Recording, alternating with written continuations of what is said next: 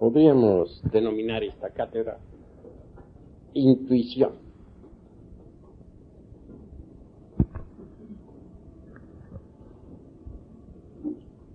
Ante todo, hemos de empezar por la base, el hombre. ¿De dónde venimos? ¿Para dónde vamos? ¿Cuál es el objeto de nuestra existencia? ¿Para qué existimos? ¿Por qué existimos? He ahí una serie de interrogantes que debemos aclarar y resolver.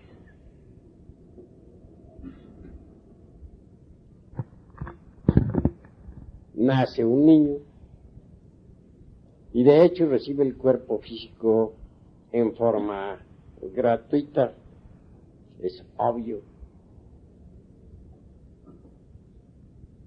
Un cuerpo maravilloso con unas 15.000 millones de neuronas,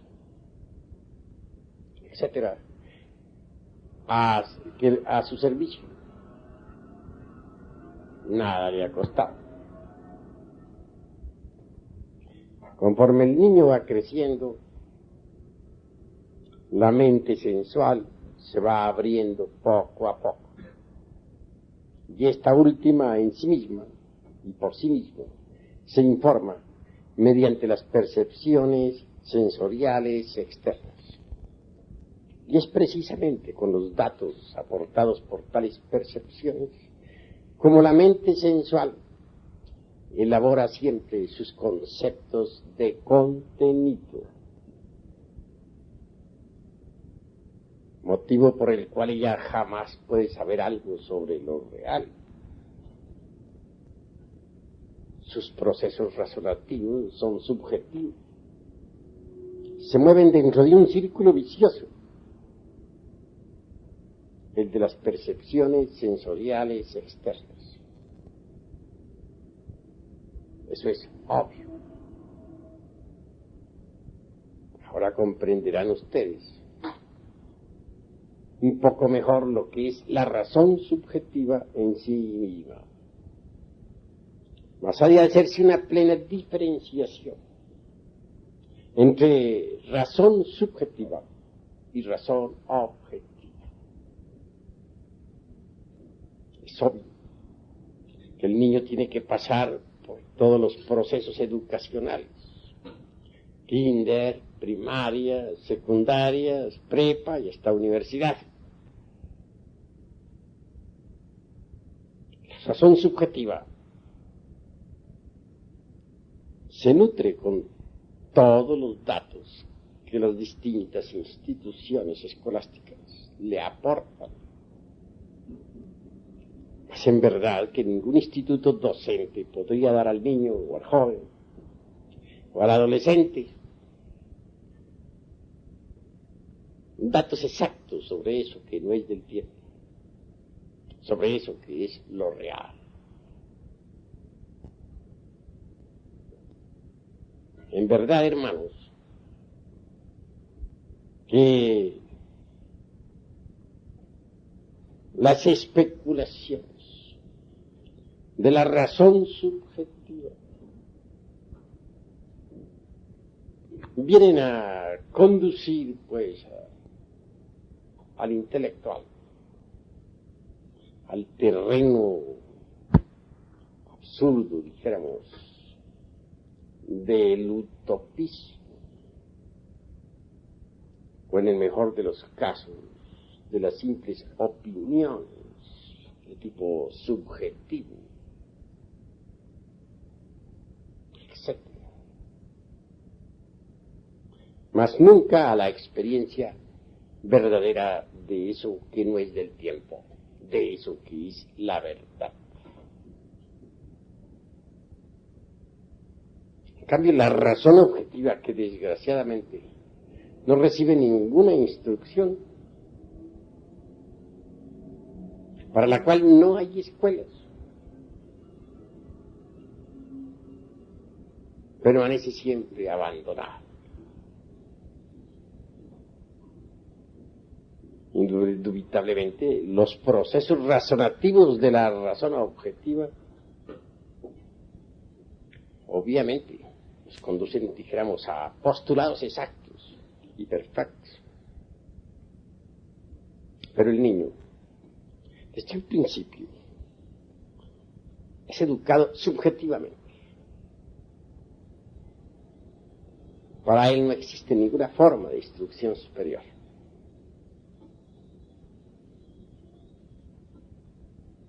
Los datos de los sentidos aportan a la mente subjetiva del adolescente, a la mente sensual, dijéramos.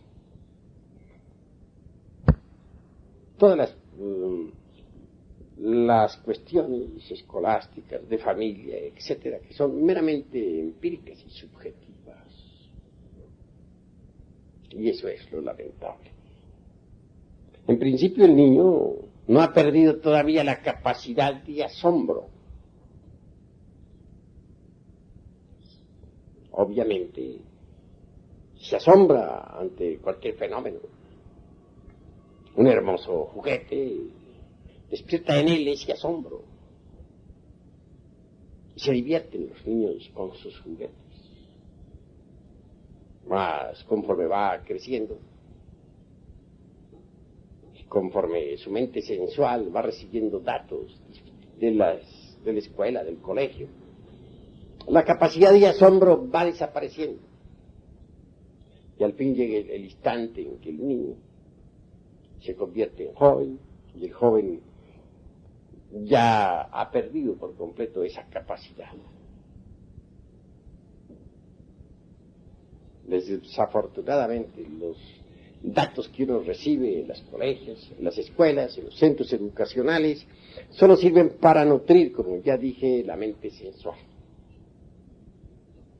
Pero nada más. De esa forma, y con esos sistemas de educación actuales, lo único que realmente se logra es forjarnos en la escuela, en la academia, en la universidad, una personalidad artificiosa. Téngase en cuenta, mis caros hermanos, que en realidad de verdad, los conocimientos que se estudian en humanidades jamás servirían para formar al hombre psicológico. En nombre de la verdad hemos de decir claramente que las materias que se estudian actualmente en los institutos docentes no tienen relación alguna con las distintas partes del ser. Por eso es que solo sirven para falsear los 5 cilindros de la máquina orgánica, quitarnos la capacidad de asombro, desarrollar la mente sensual, forjar en nosotros una personalidad falsa. Y eso es todo.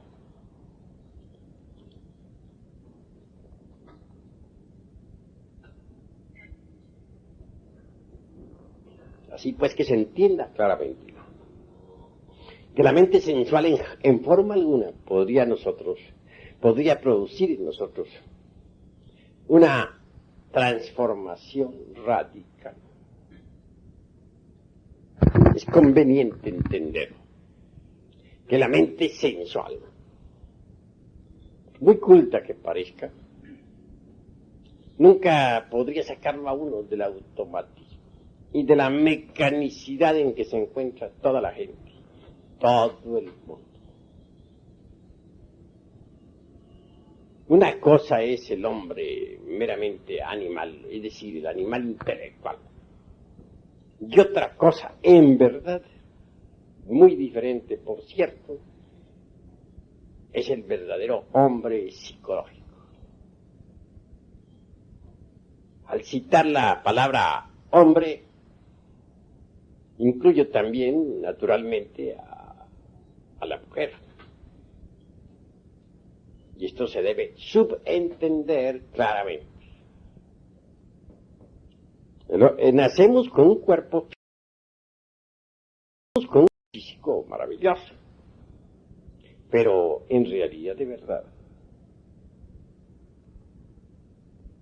necesitamos hacer algo más.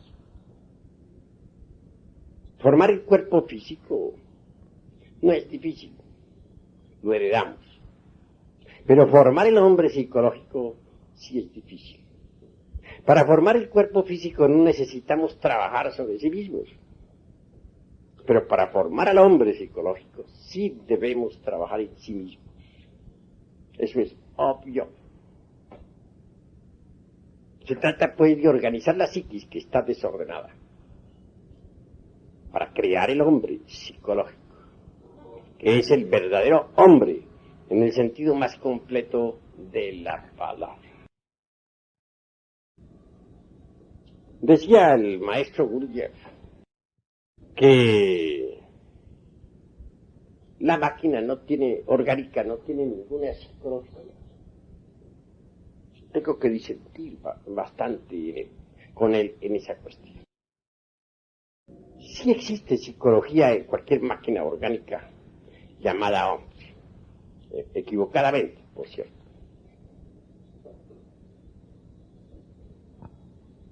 Lo que sucede es que está desorganizada. Esto es distinto. Organizar esa psicología dentro del animal intelectual es lo urgente, lo inaplazable, lo impostergable. Si es que queremos crear el verdadero hombre, que es el hombre psicológico. Distínguase pues entre el animal intelectual, equivocadamente llamado hombre, y el verdadero y auténtico hombre psicológico. Nosotros necesitamos trabajar sobre sí mismos, si es que queremos crear a tal hombre. Sin embargo, hay lucha en nosotros. La mente sensual es enemiga declarada de la mente superior. La mente sensual se identifica con cualquier circunstancia. Si, por ejemplo, de pronto nos hallamos en el píparo banquete, nos identificamos tanto con las viandas que nos convertimos en glotones. Si se nos brinda una copa, nos identificamos tanto con el vino que terminamos embriagos.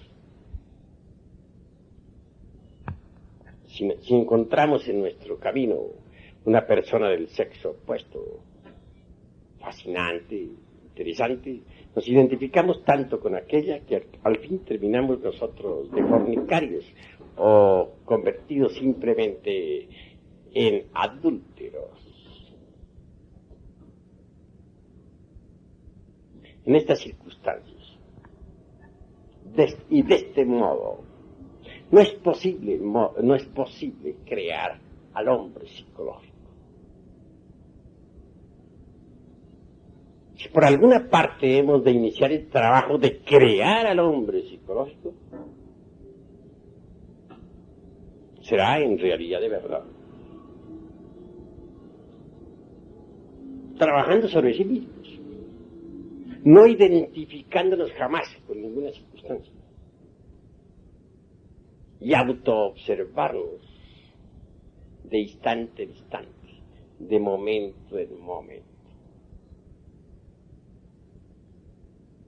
Hay quienes cierran el camino. Existen sociedades, escuelas, órdenes, logias, religiones, sectas, que pretenden organizar la psiquis humana.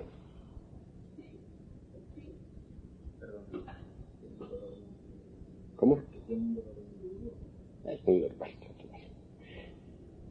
Pretenden organizar la psiquis humana mediante ciertas máximas que llamaríamos de oro. Comunidades que pretenden mediante tal o cual máxima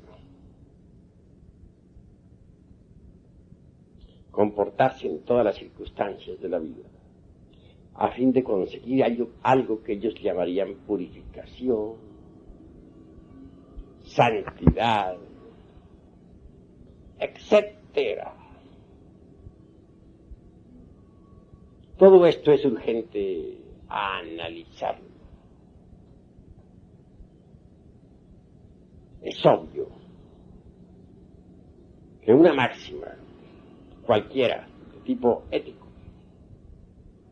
religiosa, nunca podría servir de patrón para los distintos aconteceres de la vida.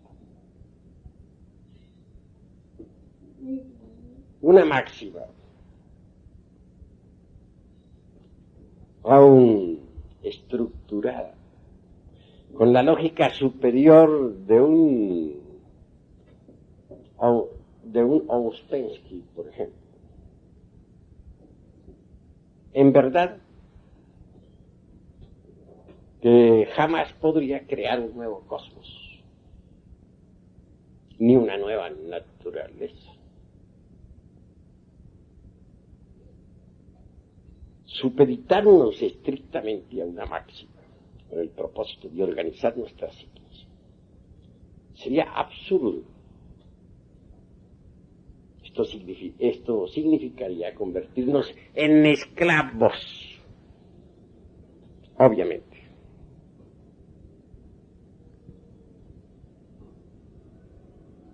De manera que conviene que reflexionemos sobre muchos catálogos éticos, códigos morales, con máximas de oro. Ellas no pueden transformar, o todas esas reglas o máximas jamás pueden transformar a nadie. Eso es obvio. Además, hay factores que hay que analizar antes de poder entrar uno en el trabajo de organizar las psiquis. Incuestionablemente,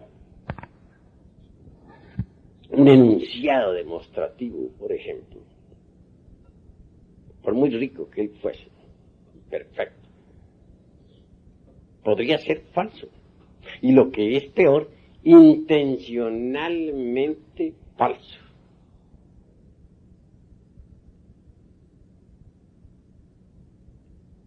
Así que, al intentar nosotros una transformación de sí mismos, tenemos que volvernos un poco más individuales. No quiero decir egoístas. Subentiendas esto como aprender a pensar mejor y en una forma más independiente y perfecta.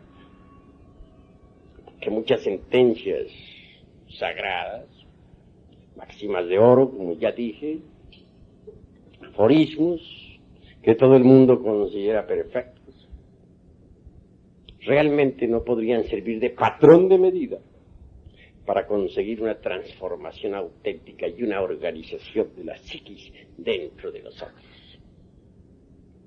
Se trata de organizar la psiquis interna. Y tenemos que salir de tantos racionalismos de tipo subjetivo e ir, como se dice, al grano, a los hechos. Afrontar nuestros propios errores, como son. No querer nunca justificarlos. No tratar de huir de ellos. No intentar disculparlos. Se necesita que nos volvamos más serios en la analítica. Tenemos que ser, dijéramos, más juiciosos, más comprensivos.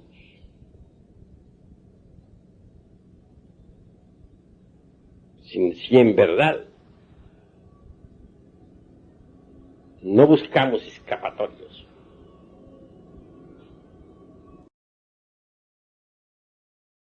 entonces sí, podemos trabajar sobre sí mismos para conseguir la organización del hombre psicológico y dejar de ser meros animales intelectuales como hasta ahora somos.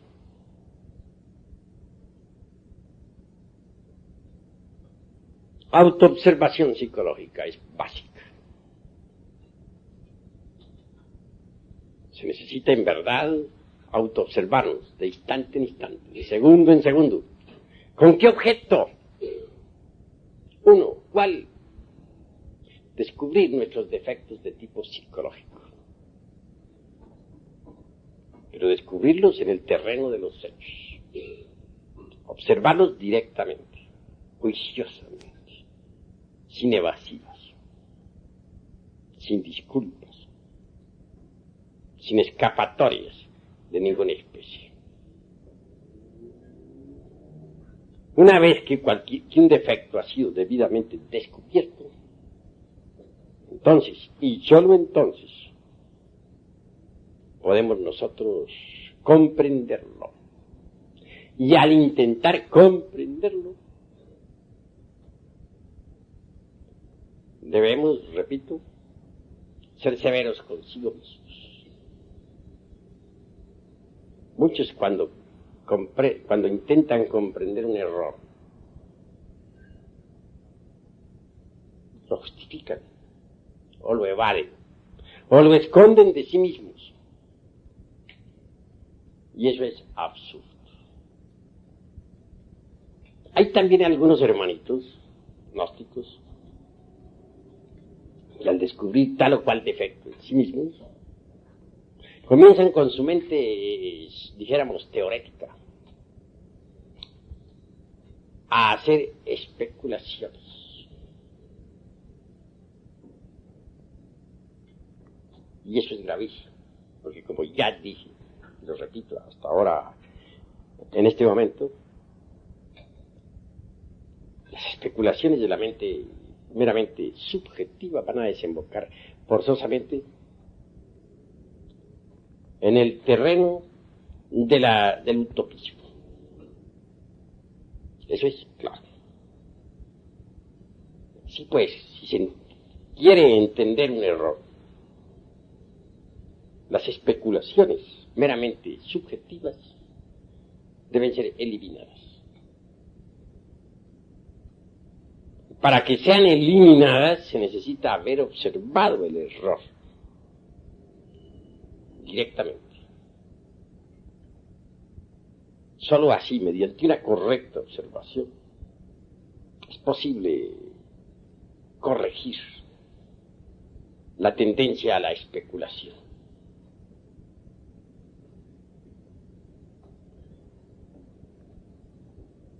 Una vez que uno ha comprendido íntegramente cualquier defecto psicológico en todos los niveles de la mente, entonces sí puede darse el lujo de quebrantarlos, de desintegrarlos, de reducirlos a ceniza, a polvareda cósmica.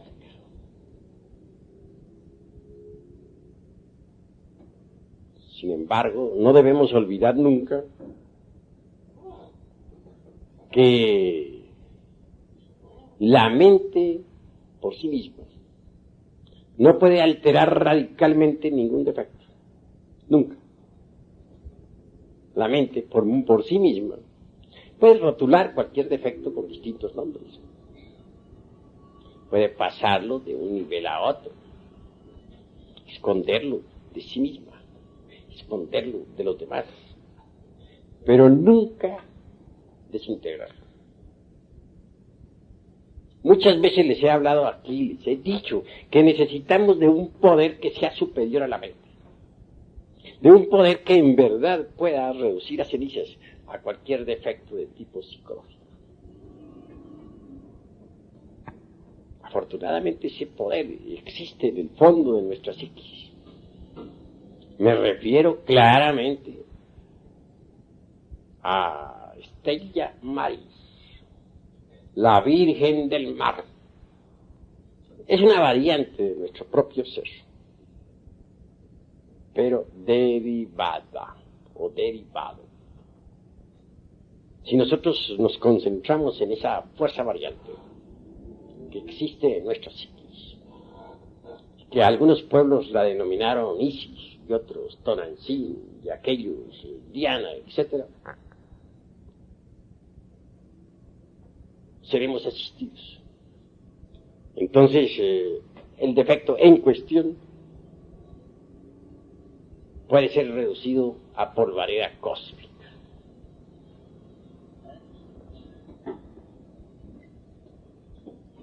Cualquier agregado psíquico, viva personificación de tal o cual error, una vez que ha sido desintegrado, libera algo. Eso se llama esencia. Es claro que dentro de cualquiera de esas botellas, conocidas como agregados psíquicos, existe esencia o conciencia anímica enfrascada. O sea, al quebrantarse este o aquel error, el porcentaje de esencia allí depositado o embotellado es liberado. Cada vez que un porcentaje de esencia búdica es liberada, aumenta de hecho y por derecho propio el porcentaje de conciencia.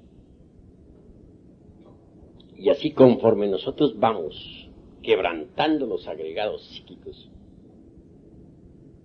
el porcentaje de conciencia despierta se irá multiplicando. Y cuando la totalidad de los agregados psíquicos sea reducida a cenizas, la conciencia habrá despertado también en su totalidad. Si tan solo hemos quebrantado un 50% de elementos psíquicos inhumanos, indeseables, poseeremos obviamente un 50% de conciencia objetiva, despierta. Mas si nosotros conseguimos quebrantar el 100% de los agregados psíquicos indeseables, lograremos de hecho y por derecho propio un 100% de conciencia objetiva. Así es que a base de multiplicaciones incesantes, nuestra conciencia irá resplandeciendo cada vez más. Eso es obvio. Lograr el absoluto despertar es lo que queremos nosotros. Y es posible lograrlo si marchamos por el camino correcto. De lo contrario, no sería posible lograrlo. Eso es claro. En todo caso,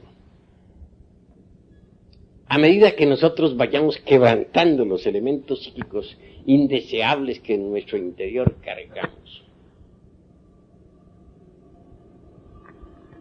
distintos siddhis o facultades luminosas irán aflorando en nuestra psiquis. Cuando se haya conseguido la aniquilación budista, entonces en verdad habremos conseguido la más absoluta iluminación. Esta palabra aniquilación budista molesta mucho a determinadas organizaciones de tipo pseudo-esoterista y pseudo-ocultista.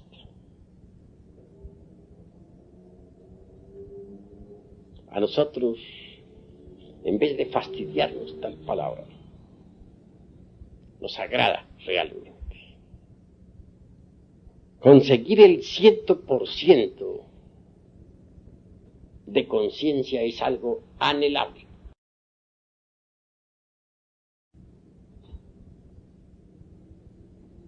Son muchos los que quisieran tener la iluminación.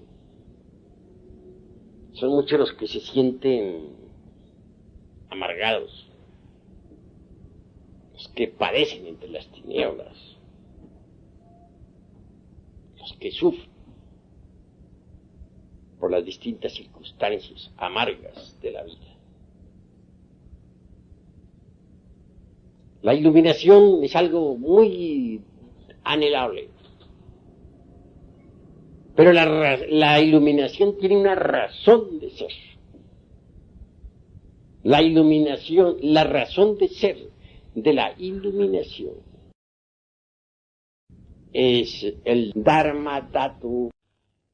Esta palabra de tipo sánscrito sonará un poco extraña a los oídos de los aquí presentes. Dharma Dhatu viene de su raíz Dharma, chicos indeseables que en nuestro interior cargamos. Sin embargo, no por ello lograría la iluminación radical. Aquí entra en juego eso que se llama el tercer factor de la revolución de la conciencia, el del sacrificio por la humanidad. Si nosotros no nos sacrificamos por la humanidad, no sería posible conseguir la iluminación absoluta. Porque, repito, la razón de ser de la iluminación es el Dharma Dhatu. Es obvio que si desintegramos el ego, se nos paga. Es cierto y de toda verdad que si creamos los cuerpos existenciales superiores del ser, se nos paga. No podemos negar que si nosotros nos sacrificamos por nuestros semejantes, se nos paga. Todo eso es indubitable. Para conseguir la iluminación absoluta, se necesita trabajar con los tres factores de la revolución de la conciencia. Nacer, es decir, crear los vehículos existenciales superiores del ser. Morir, desintegrar el ego en su totalidad. Sacrificio por la humanidad. He ahí los tres factores de la revolución de la conciencia. Pero como les decía a ustedes, tenemos que saber trabajar sobre sí mismos. Eso es obvio. Necesitamos organizar al hombre psicológico dentro de sí mismos. Primero que todo, antes de conseguir nosotros la iluminación absoluta. El hombre psicológico debe nacer en nosotros. Y nace en nosotros cuando se organiza la psiquis. Hay que organizar la psiquis dentro de sí mismos, aquí y ahora. Si nosotros trabajamos correctamente y organizamos la psiquis. Por ejemplo, si no malgastamos las energías del centro emocional, si no malgastamos las energías de la mente o del cerebro motor, instintivo, sexual, es obvio que con tal reserva creamos o venimos a crear, a dar forma al segundo cuerpo psicológico en nosotros, un cuerpo para las emociones. Denominémoslo eidolor. Es indubitable que si nosotros nos libertamos de la mente sensual, conseguiremos en realidad de verdad ahorrar energías intelectuales, con las cuales podríamos nutrir al tercer cuerpo psicológico, a la mente individual. Y al pronunciarme contra la mente sensual, quiero que entiendan los hermanos claramente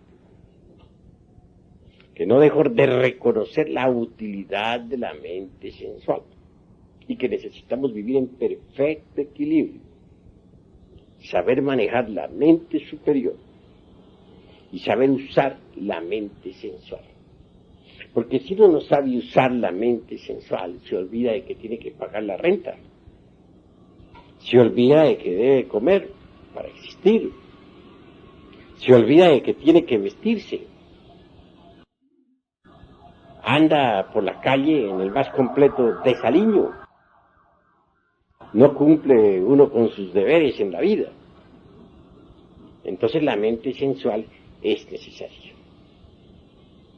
pero hay que saberla manejar inteligentemente, con equilibrio. Es decir, la mente superior y la mente sensual deben equilibrarse en la vida. Eso es obvio. Hay gentes que se preocupan únicamente por la mente superior. Ejemplo, determinados eremitas que viven en cavernas en los Himalayas y olvidan que tienen una mente sensual. Desecharla simplemente así porque sí es absurdo. Se necesita que la mente sensual funcione en forma equilibrada para cumplir uno con sus deberes en la vida. La pugna entre la mente superior y la sensual es espantosa. Recordemos nosotros al Cristo cuando estuvo en su ayuno en el desierto. Se le presenta un demonio y le dice: todos estos reinos del mundo te los entregaré si te arrodillas y me adoras. Es decir, la mente sensual tentándolo. Y responde la mente superior diciendo: Satán, Satán, escrito está, al Señor tu Dios adorarás y a Él solo obedecerás. No se dejó Jesús dominar por la mente sensual. Pero esto no quiere decir que no sea útil, talmente. Lo que sucede es que hay que tenerla bajo control y que debe marchar en perfecto equilibrio con la mente superior. Al tratar de organizar al hombre psicológico, obviamente sucederá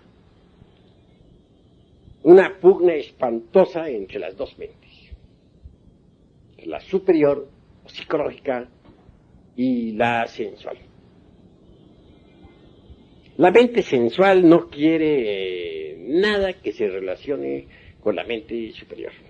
La mente sensual goza cuando se identifica con una escena de lujuria, o cuando se identifica con un acontecimiento doloroso en la calle, o cuando se identifica con una copa de vino, etc.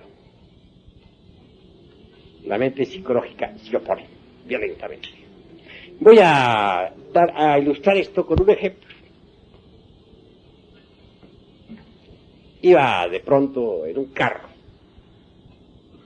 Alguien conducía el automóvil.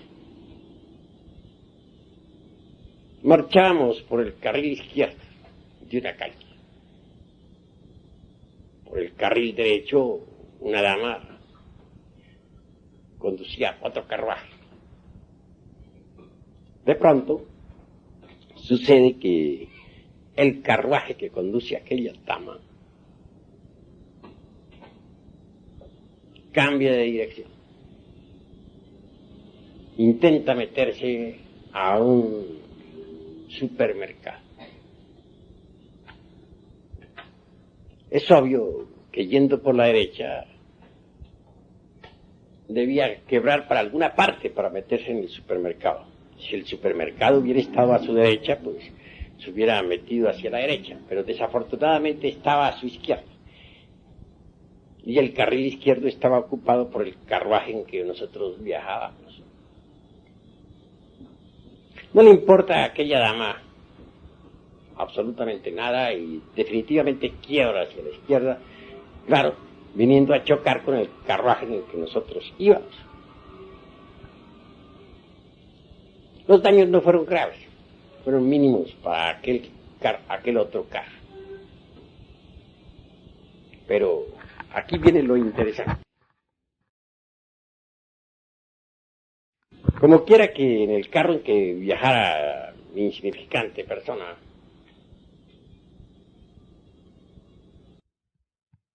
el conductor reconoció no tener la culpa y en verdad no la tenía. Él no era culpable de que otro carruaje se le metiera por delante, quebrando violentamente en momentos en que él marchaba. Naturalmente, alegó eso a la dama en cuestión. La dama insistía en tener su razón. Claro, su razón era manifiestamente absurda. Y cualquier perito de tránsito la hubiera descalificado de inmediato. Sin embargo, ella insistía. Llamó al seguro de ella para arreglar el problema.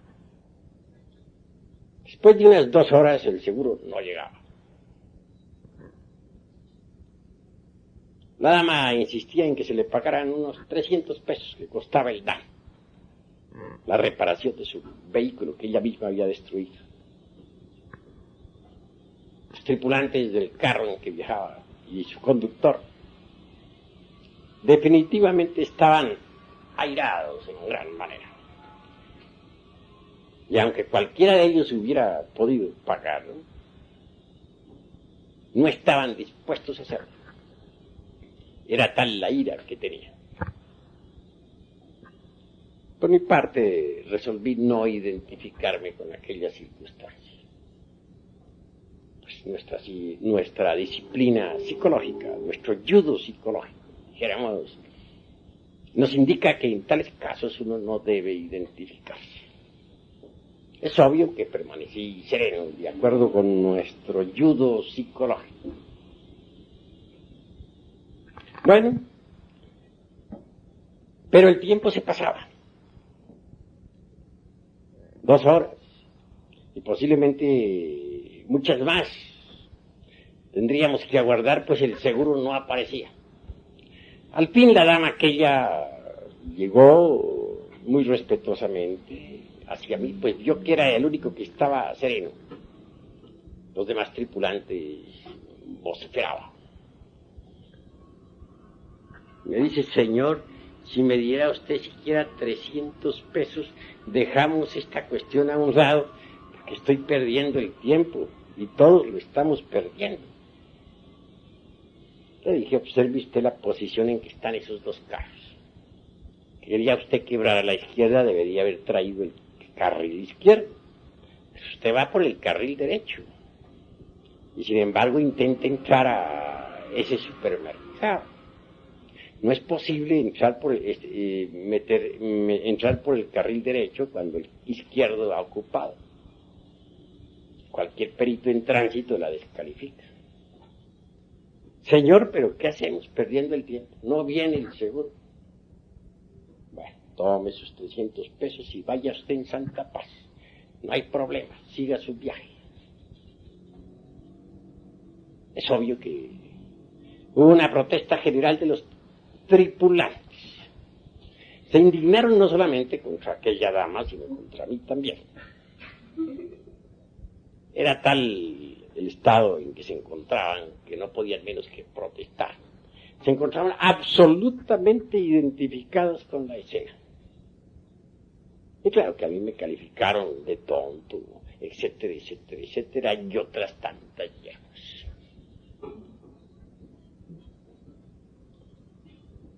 Claro, uno de los tripulantes avanzó directo hacia las damas con el propósito de insultarlas. Pues eran varias, la que conducía y acompañantes. Yo me adelanté un poquito y le dije a aquella señora: váyase usted en santa paz y no haga caso a los insultadores. Bueno, la mujer, muy feliz desde lejos, me alcanzó a dar el último saludo y el carro se perdió allá, por esas calles de la ciudad. Hubiera podido seguir aguardando 3, 4, 6 horas, toda una tarde y posiblemente hasta la noche, hasta que llegara el seguro. para concluir en cualquier arreglo tonto. Realmente no había problema grave. Los daños de aquel carro eran mínimos, pero aunque los tripulantes aquellos tenían dinero, de ninguna manera estaban dispuestos a pagar. Se encontraban tan identificados con la escena que obviamente no tenían ganas de, como se dice, dar a torcer su brazo. Lo salvé ciertamente de una cantidad de pormenores y detalles molestosos. Les evité, si es posible, ir a la delegación. Les evité 50,000 trámites y tonterías, amarguras y discusiones. Pero ellos se encontraban tan identificados con aquel hecho que ni cuenta se daban del bien que se les había hecho. Así es la gente. De manera que, mis queridos amigos, en realidad de verdad deben ustedes entender que identificarse con las circunstancias trae problemas. Es absurdo identificarse con las circunstancias. Completamente absurdo. Se gastan las energías. ¿Con qué energías organizaría uno, por ejemplo, el cuerpo astral?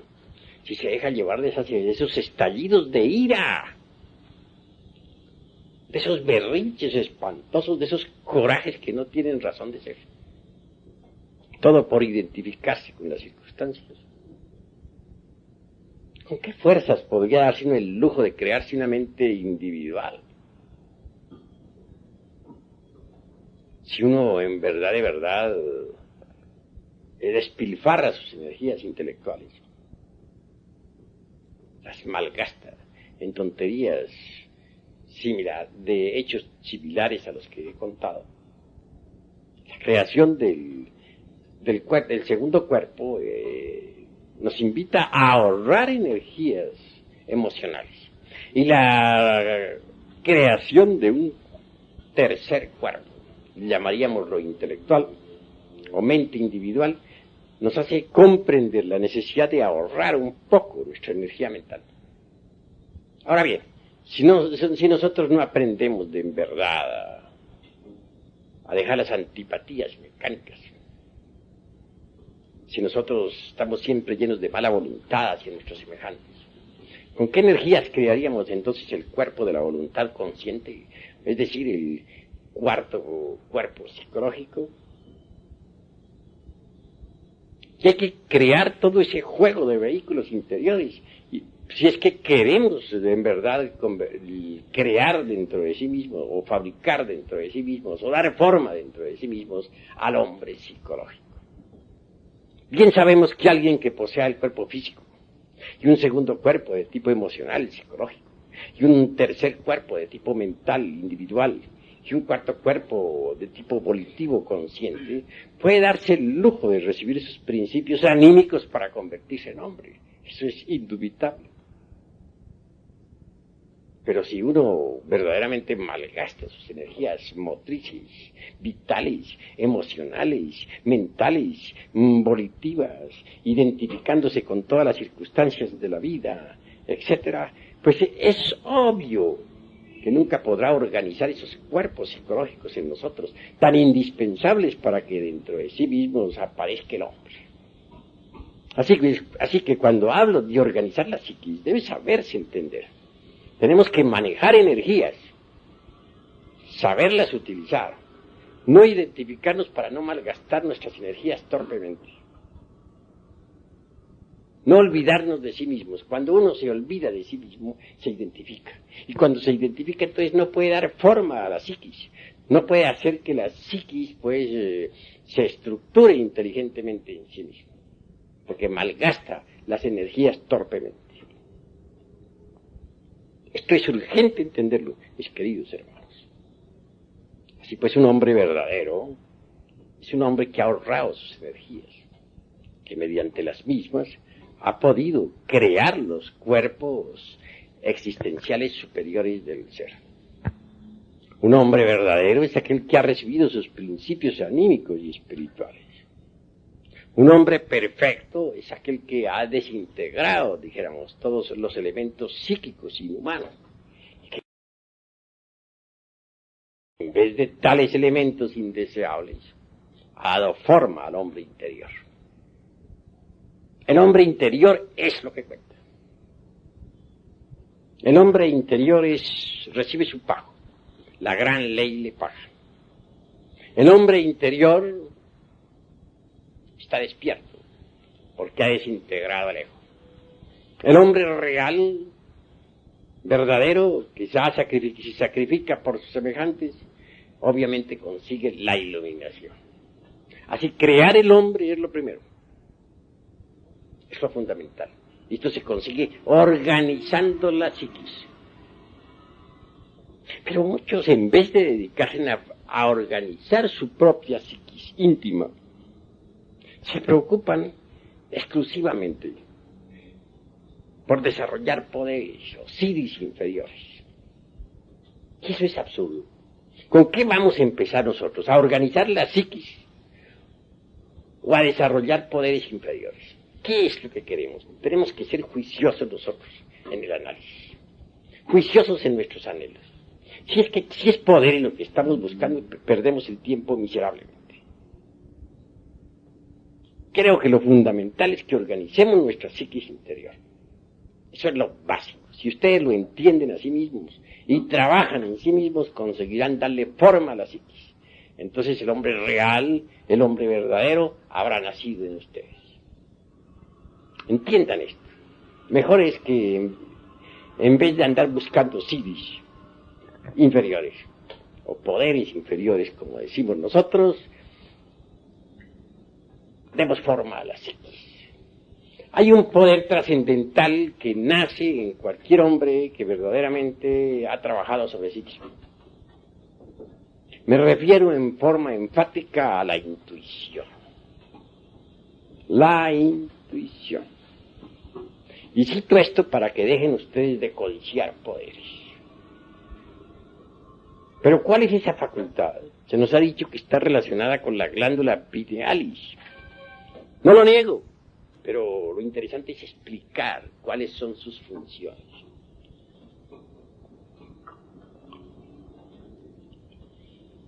¿Cómo definiríamos la intuición? Percepción directa de la verdad sin el proceso deprimente de la opción. Bueno, está buena esa forma de definir, pero la encuentro muy incipiente. La usan todas las escuelitas, por ahí de tipo pseudoesotérico y pseudo-ocultista. Pero la analítica nos invita a ahondar más en este asunto.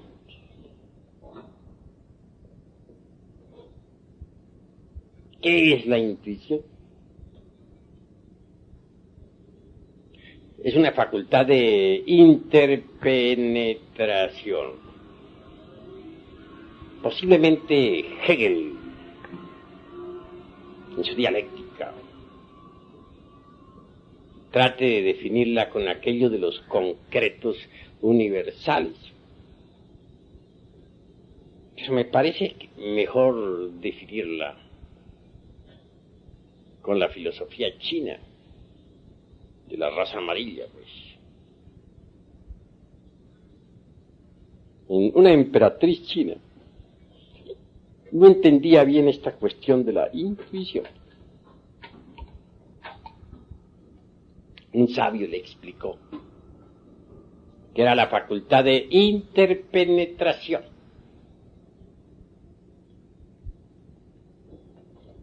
Está correcta esa definición, pero ya no la entendí. Entonces el sabio trajo una veladora encendida y la colocó en el centro de un recinto. Y a su alrededor colocó también 10 espejos. Entonces es claro que la lumbre de aquella veladora se reflejaba en un espejo. y ese espejo la proyectaba a otro espejo, y el otro espejo la proyectaba al otro, y el otro al otro, y así totaron que los 10 espejos mutuamente se proyectaban la luz uno a otro. Se formó un juego de luces maravilloso, un juego con interpenetración. La emperatriz entendió. He ahí la facultad de la intuición. Si alguien ha logrado la aniquilación budista, si alguien ha conseguido fabricar los cuerpos existenciales superiores del ser, si verdaderamente es un hombre de verdad, en el sentido más trascendental de la palabra, entonces la facultad de interpenetración será en él un hecho. Téngase en cuenta que uno está contenido en el cosmos. Mejor dicho, uno es una parte de un todo. Dentro del microcosmos, hombre, hay mucho, existe mucho, y sin embargo la totalidad de uno no es sino una parte del todo. Ya sabemos que, por ejemplo, dentro del ayocosmos, o sea, el infinito, está contenido el macrocosmos. Dentro del macrocosmos, que es la Vía Láctea, está contenido, ¿qué es? El deuterocosmos, sistema solar. Dentro del deuterocosmos está contenido el sol cósmico. Y dentro de este está contenido, pues, el cosmos tierra, el mesocosmos. A su vez, dentro del mesocosmos está contenido el microcosmos hombre, y dentro del microcosmos hombre está contenido, pues, la vida de lo infinitamente pequeño, el triptocosmos. Como dentro de un cosmos hay otro cosmos, y dentro de ese cosmos hay otro. Y por todo hay 7 cosmos, unos contenidos en otros. De manera que dentro de nosotros hay un cosmos inferior. Eso es claro, el triptocosmos. Y un cosmos superior. Es claro, el mesocosmos. Es decir, nosotros estamos entre un cosmos superior y un cosmos inferior. Estamos también muy relacionados. Que nuestros padres pues nos dieron origen. A su vez de nosotros devienen los hijos, los nietos. Todos estamos interpenetrándonos mutuamente. Así la interpenetración es una ley perfectamente definida por la dialéctica de Hegel, con sus famosos conceptos que ya he explicado. Indubitablemente, mis queridos amigos, la existencia de un mundo cualquiera, su nacimiento, su desarrollo y muerte, queda reflejándose también dentro del hombre verdadero, que ha logrado la aniquilación budista. Entonces, puede decir, bueno, conozco la historia de ese planeta. Todo el Mahamvantara puede reflejarse en la uña de un hombre auténtico. Y reflejarse con tanta exactitud que el Buda ese no ignore nada. Todo lo que pueda suceder a una nación puede reflejarse en la psiquis de un hombre que ha pasado por la aniquilación budista. Y reflejarse con tanta precisión, con tanto detalle, que claro, no llegue a ignorar ni el más insignificante acontecer. Así pues, deduzcan ustedes, o infieran de lo que he dicho, lo que es la intuición, la facultad de interpenetración. Si conseguimos que toda la historia de esta galaxia se refleje en nosotros, ¿Ignoraríamos algo, por ejemplo, en relación con la galaxia? Claro que no. La galaxia, con todos sus procesos, puede reflejarse en nuestra psiquis, con tanta naturalidad, mis queridos hermanos, como la veladora aquella del ejemplo que he puesto, que se reflejaba en los espejos, en los 10 espejos que sirvieron para ilustrar a la emperatriz. Si todas las criaturas pueden reflejarse en la psiquis de un Buda de contemplación, porque este ya no tiene agregados psíquicos inhumanos que desintegrar, entonces este, de hecho, consigue mediante la intuición eso que podríamos definir como omnisciencia.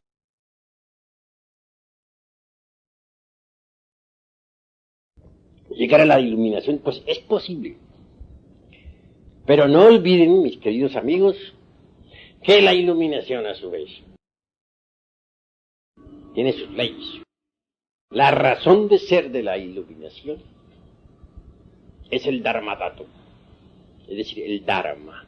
Si uno se ha sacrificado por los mundos, si uno verdaderamente ha creado sus cuerpos existenciales superiores, si uno verdaderamente ha disuelto el ego, claro, recibe recompensa, ¡pam!